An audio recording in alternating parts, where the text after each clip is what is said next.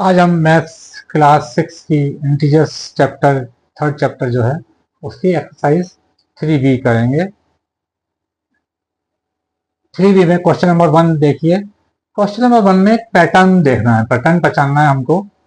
Pattern कैसे पहचाना है, यही बस एक आपको सीखना है कि इसमें कोई ना कोई एक से पैटर्न होंगे। इसमें सेम पैटर्न होगा, उसी पैटर्न के हिसाब से हमें सी में भरना है। ए का कुछ पैटर्न पहचानना है, बी का पैटर्न पहचानना है, दोनों सेम होंगे और सी में हमें भरना है। अगर आप ए में देखें अगर तो प्लस के नंबर अगर हम जोड़ लें, प्लस के नंबर कौन से हैं जो बाहर है, ये वाला जो है नंबर, ये नंबर नहीं हमें पढ़ना है अभी। जो भरना है हमें बाहर वाले नंबर देखने हैं, जो ये बाहर 4 नंबर है। तो 15 और 4 प्लस के नंबर जो है 15 प्लस 4 और माइनस से कौन से हैं, -7 -3। तो 15 और 4 कितने हो गए, 19। -7 और -3 कितना हो गया, -10। और 19 में से अगर माइनस कर दें 10, 19 -10 इज इक्वल टू 9। तो ये बीच का नंबर जो आया वो ऐसे निकल के आया। इन दोनों प्लस वाले नंबर को, जो प्लस के नंबर है दोनों, उनको जोड़ कर लिया, दोनों माइनस वालों का जोड़ कर लिया, -7 -3 -10 हो गया। प्लस में से माइनस कर दिया नंबर, जो भी डिफरेंस निकाल लिया इनका, 19 -10 इज इक्वल टू 9, वो यहाँ भर दी। ऐसे ही देखते हैं इसमें प्लस के नंबर कौन से हैं, 21 और 11। 21 प्लस 11, माइनस से कौन से हैं, -9 -13। 21 11 कितने हो गए, 32। और ये 13 9 22। 32 minus 22, 32 minus 22 is equal to 10। ये 10 आ गया बीच में। ठीक है, दोनों प्लस वाले देख लिए, नंबर जोड़ लिए हमने, दोनों माइनस वाले जोड़ लिए, दोनों का डिफरेंस निकाला, 32 माइनस 22, 10 आ गया, बीच में भर दिया। तो सेम पैटर्न यहाँ पर लागू होगा। दोनों प्लस वाले नंबर 17 प्लस 14, ये प्लस वाले नंबर है, दोनों माइनस वाले हैं, -15 -18। 17 14 कितना हो गया, 31 और 18 15 -33। ठीक है, 31 -33 इज इक्वल टू -2। यानी यहाँ पे जो क्वेश्चन मार्क है, यहाँ पे क्या आएगा, -2। क्या आएगा, -2। ये -2 आंसर हो गया आपका, जो फर्स्ट का पहला आंसर है। क्वेश्चन नंबर 1 का पहला आंसर है -2। तो इस प्रकार से ये पैटर्न पहचानने पड़ते हैं।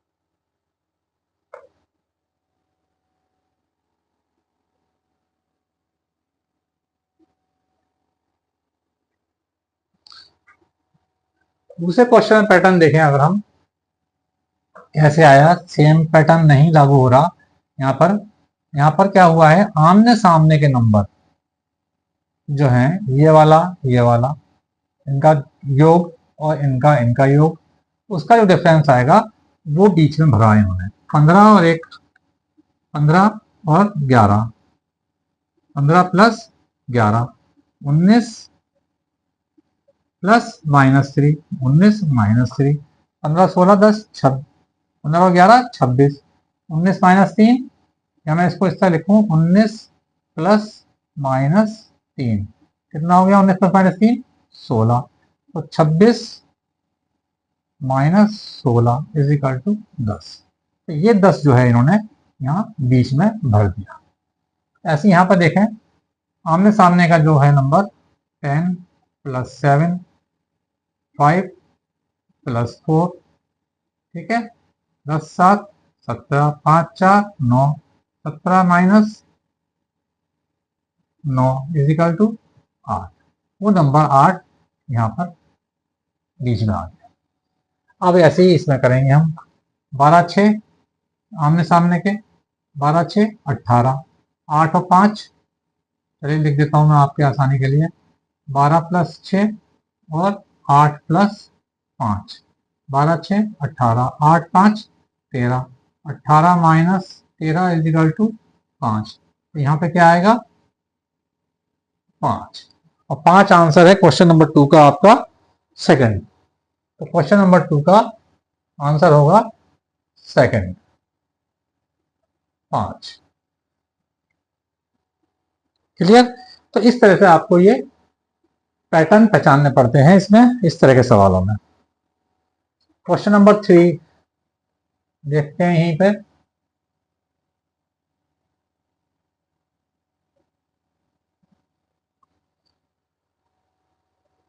दो पूर्णांकों का योगफल सदैव पूर्णांक होता है। दो पूर्णांकों का योगफल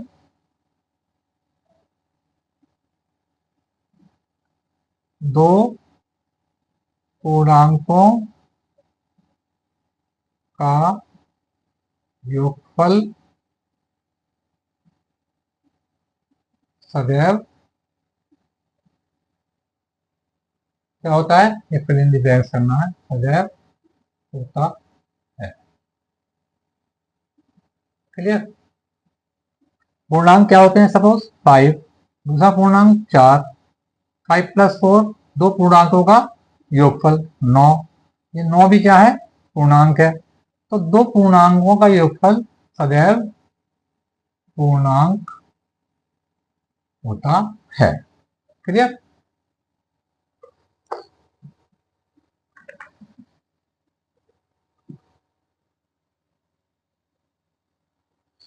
दो धन पूर्णांकों का योगफल दो धन पूर्णांकों का योगफल डैश होता है। दो धन पूर्णांक, वही मैंने एग्जांपल जो ली थी अभी, 5 + 4, 5 + 4 दोनों धन पूर्णांक है, ये भी धन ये भी धन, दोनों पॉजिटिव पूर्णांक है। तो 5 + 4 = 9, ये भी क्या आया, पॉजिटिव। तो दो धन पूर्णांकों का, धन पूर्णांक मतलब दोनों दो पॉजिटिव पूर्णांकों का योगफल पॉजिटिव ही होता है। दो धन पूर्णांकों का योगफल धन पूर्णांक होता है। सी,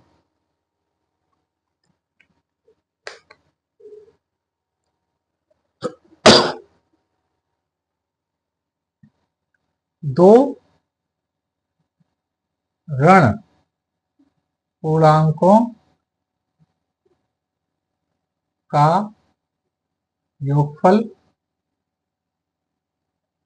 डैश होता है।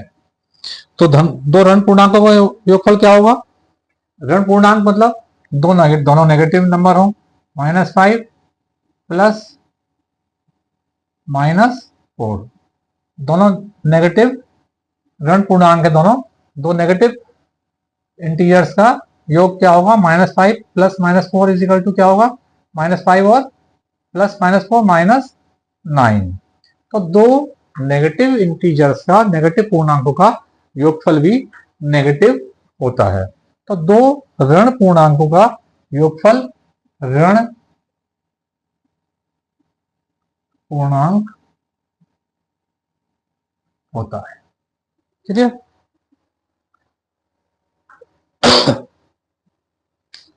क्वेश्चन नंबर 4 देखते हैं। क्वेश्चन नंबर 4 देखें।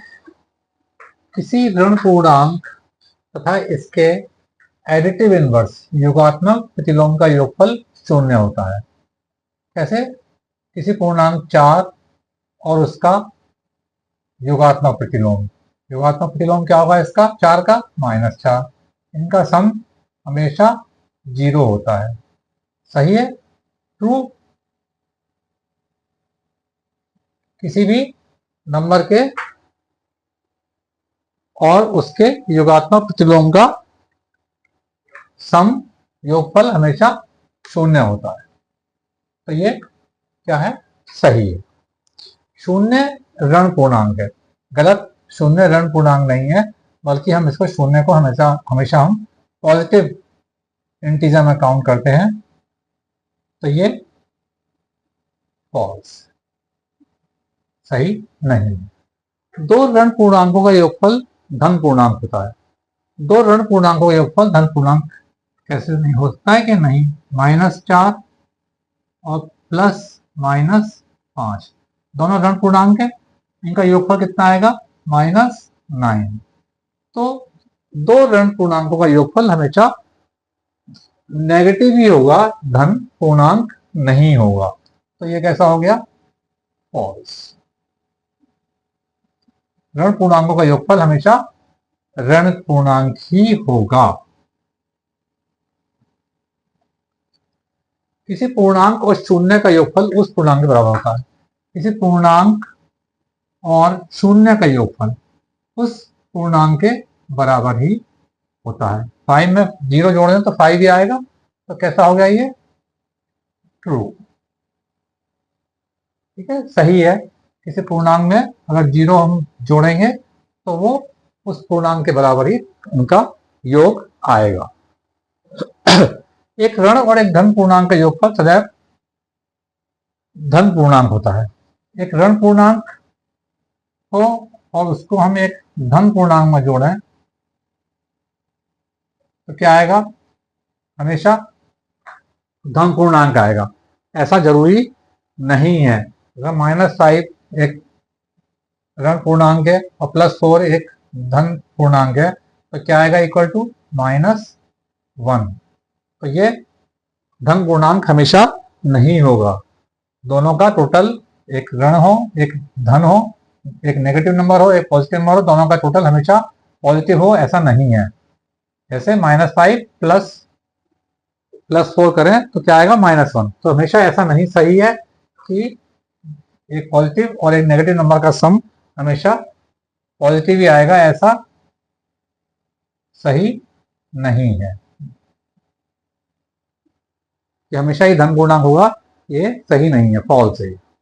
संख्या रेखा पर -18 और +18 शून्य से समान दूरी पर, शून्य बीच में होता है। लेफ्ट साइड में -18, राइट साइड में +18, दोनों बराबर दूरी पर होंगे, यानी ये सही है। दो धन पूर्णांकों का योगफल सदैव धन पूर्णांक होता है, बिल्कुल सही है। धन पूर्णांक 5 प्लस दूसरा धन पूर्णांक 4, इनका योगफल धन पूर्णांक ही आएगा। हमेशा दो धन पूर्णांकों का योगफल धन पूर्णांक ही होगा। तो ये सही है। तो ये क्या हो गया? ट्रू। तो ये आपकी एक्सरसाइज 3B समाप्त हो गई। सभी बच्चे अपनी अपनी कॉपी में 3B तक कंप्लीट करें और जिन भी व्यूअर्स ने, बच्चों ने या व्यूअर्स और दूसरे हैं जिन्होंने अब तक सब्सक्राइब नहीं किया है, चैनल को सब्सक्राइब कर लें तुरंत, ताकि उनको आने वाले सभी मेरे लेक्चर्स मिलते रहें और इस समाज में कुछ सेवा करने के लिए या सेवा करने के उद्देश्य से समाज की, जो भी बच्चे 6th 7th 8th में पढ़ रहे हैं, विशेषकर यूपी के गवर्नमेंट स्कूल्स में, उनको मैथ्स में हेल्प करने के लिए ज़्यादा से ज़्यादा अपने जानकार, अपने जो आपके यहाँ लेबर क्लास कोई काम कर रहे हैं, कुछ गरीब बच्चे आसपास रहते हैं या कोई लेबर क्लास जिनके बच्चे गवर्नमेंट स्कूल में पढ़ रहे हैं, उनको एक समाज सेवा समझ के इसको ज़्यादा से ज़्यादा शेयर करें और उनको सब्सक्राइब करने को कहें, ताकि आपकी तरफ से समाज की सेवा हो सके और जो बच्चे पढ़ने में या ट्यूशन पढ़ने में सक्षम नहीं हैं, उनकी आप मदद कर सकें। मेरा आप सबसे यही रिक्वेस्ट है कि आप ज़्यादा से ज़्यादा इसको शेयर करें और अब तक सब्सक्राइब नहीं किया तो सब्सक्राइब जरूर कर लें और लाइक करें, ताकि मेरे को भी एक चैनल का पता चल सके कि मेरा लेक्चर आपको पसंद आ रहा है अथवा नहीं। कमेंट सेक्शन में जाकर भी आप कमेंट्स कर सकते हैं। Thank you.